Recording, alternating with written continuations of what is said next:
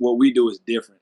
I mean, it's street ball because we're at the parks, and at the parks, everybody can play at the park. Like we come across NBA guys, G League guys, overseas guys. Like, it's not like we're just playing, just regular people that always be at the parks. Like once we put the word out, guys come.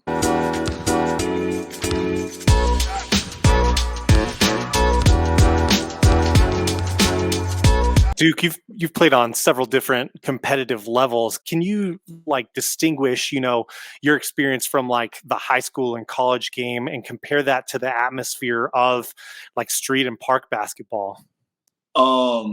Definitely high school is more it's a learning edge in my opinion. Just high school, you're learning, they're prepping you for the next level. College pretty much the same thing, they're prepping you for the next level. Once you hit pro, you're supposed to be technically, the best you're going to be because, you want to be putting up those numbers to where, you get paid, or whatever the case may be. But with street ball, I feel like as soon as you enter that realm, you don't have time to pretty much get better because I feel like where you start is where people is going to label you to be that. Like, it doesn't matter how better you get, where you start at and the angle you take about it is where you'll be at. So if you start off as let's just say you start off as just a guy that just, plays defense forever, no matter what you do, they're going to say, oh yeah, that's the guy that plays defense. So I feel like that's the difference. Like, high school, college, pros, you can develop, people they're going to track that. But once you start off, it took a long time for people to say, oh no, he can actually hoop. Like, he's just not a dunker. And, it also just boils down into, just how you express yourself, posting, just being one with your audience, just being upfront with your audience. Definitely helps. But I think just that street ball realm is what you are, and the internet is undefeated. That's fascinating. So even though maybe on a national level, games are more televised in the college and pro game, it sounds like based on that connection with the internet for one thing, but also there's much more of an element of reputation being built early on in the street game. Definitely. Like your reputation is pretty much everything.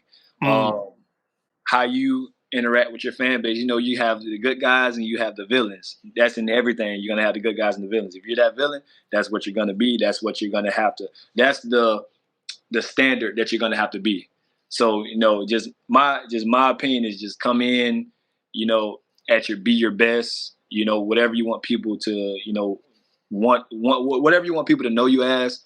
Be that. If you want to be just a ball player in general in the street ball realm, come out being that ball player. If you want to just be that dunker, be that dunker. If you want to be a guy that's just known, for just talking junk, be that.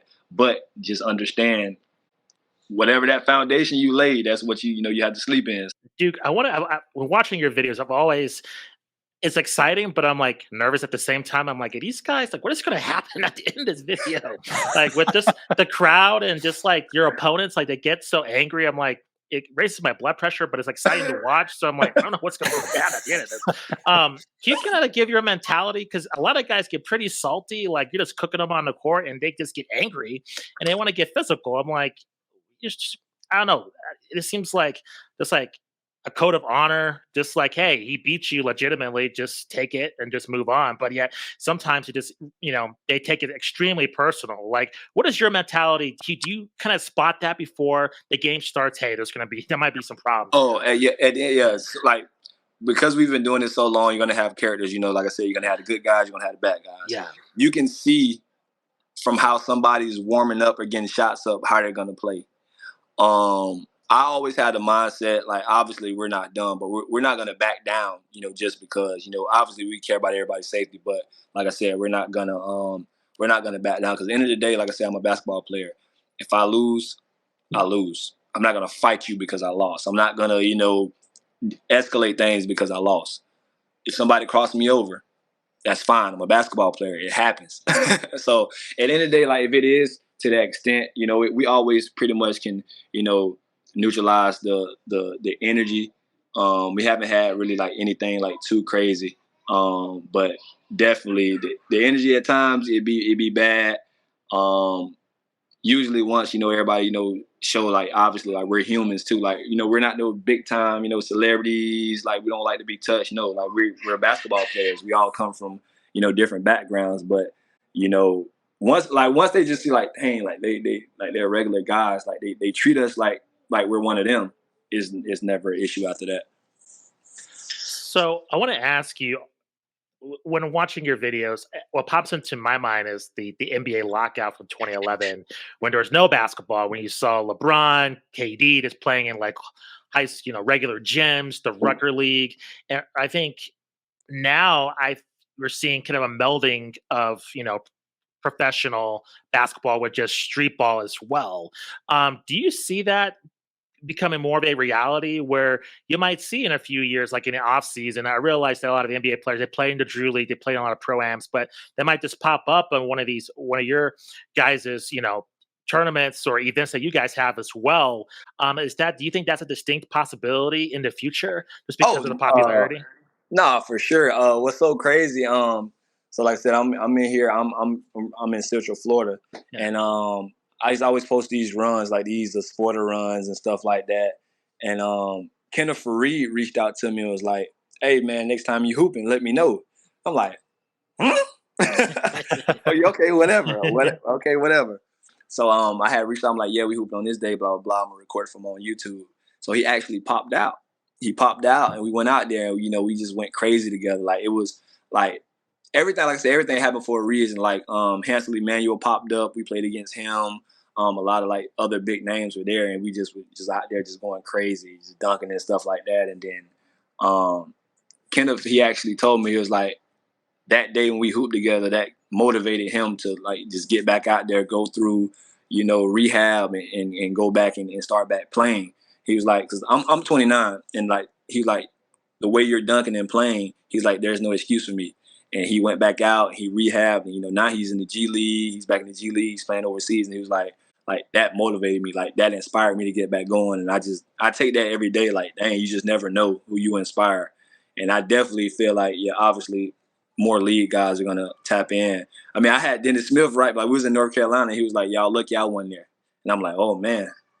Like he literally DM'd me, he's like, "Hey, I heard y'all came, y'all did y'all thing, but y'all lucky I wasn't there." So like, it's definitely it's a very thin line, for sure. Duke, and you don't have to name any names or anything, but do you think there's a lot of also like hesitancy on the pro side to like go, play in these street and park games, that it might damage their reputation as a pro? I think it's definitely hesitancies because they look at us, they say YouTubers. I don't even know what does that mean, because we get paid from a platform. Like, you don't know what I played pro before. Mm-hmm. So because I'm on YouTube now, I'm just a YouTuber, a guy that just never played basketball and just record videos. Like, you never know what someone's backstory is, and I feel like they feel like their name will be tarnished because they did that. And then, but what they realize, if they came out there, they'll take some L's.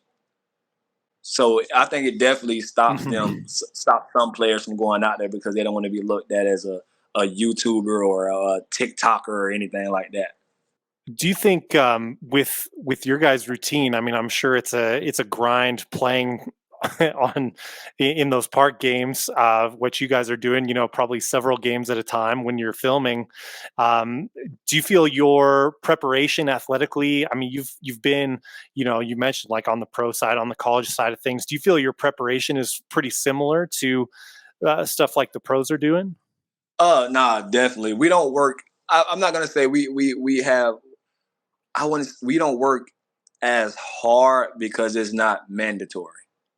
I feel like, in my opinion, we obviously all could work harder, but we do just enough because we have to make sure we're posting on social media constantly. It's all different type. You got Facebook, TikTok, Instagram, YouTube, so that takes up a lot of time. So it's like a give and take. If you're working out, then you're not posting or you're not editing or something like that. So it's time management is everything, but I feel like everything is the way that it should be, and I feel like that line is just gonna get just more thin, and you just never know. Somebody may get an opportunity. Like, if I got an opportunity to go to the G League, honestly, I would think about it because I know with that, it's the practices, the workouts, the traveling, and I know like my content would take a huge hit, and obviously if it isn't worth it money wise, I mean, obviously you have an opportunity to go to the NBA, but it's still an opportunity that you don't. So you just have to look at that's my mindset. You have to take all that into consideration. Like obviously it'll sound good. Yeah, I played in the G League and I played, for the NBA G League, but at the same time, your content and what people love you for is taking a hit. So is it worth, potentially losing a fan base that you could forever have for opportunity that you might make it or you might not? So it's different things like that to think about for sure.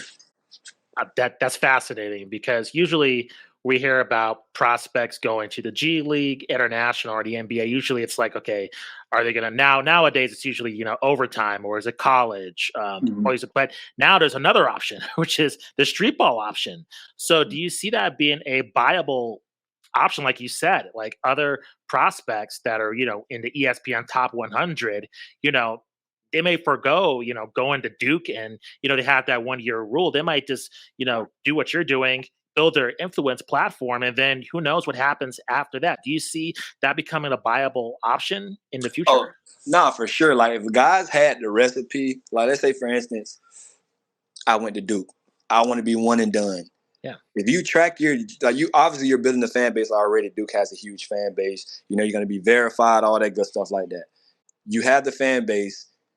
You make yourself an entertainer, but you're already a hooper, and you just film it and just get somebody behind it that can edit, really good, and you just post consistently. That's already building your fan base. So now when you do leave and decide to do what you want to do, even if you go overseas, you can still film that as a series. Or if you want to, like I said, just do content creation. Hey man, I play that dude, but I'd rather, come out and do this, and that. Like kind of like Destroying. He was at UCF and stuff like that, and he chose the content creation realm.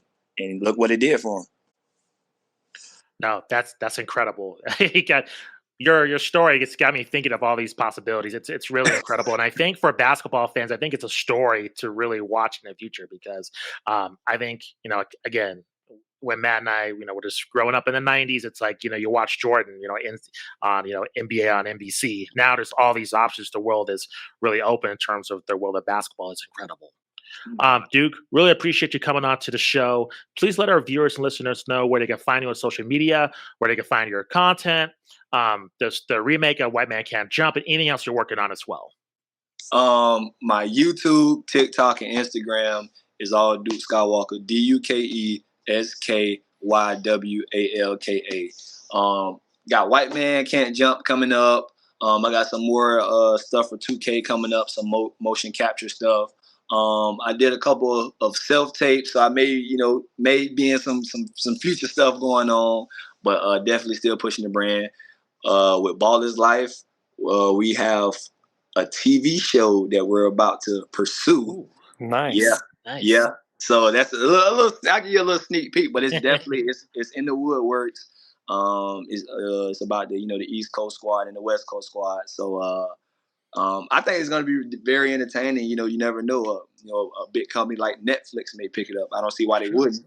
But yeah, we definitely that's like in the mix as we speak. So be on the lookout for that for sure. Awesome, Duke. This has been incredible. Thanks for taking some time. Really appreciate it. Thank you guys for having me for sure.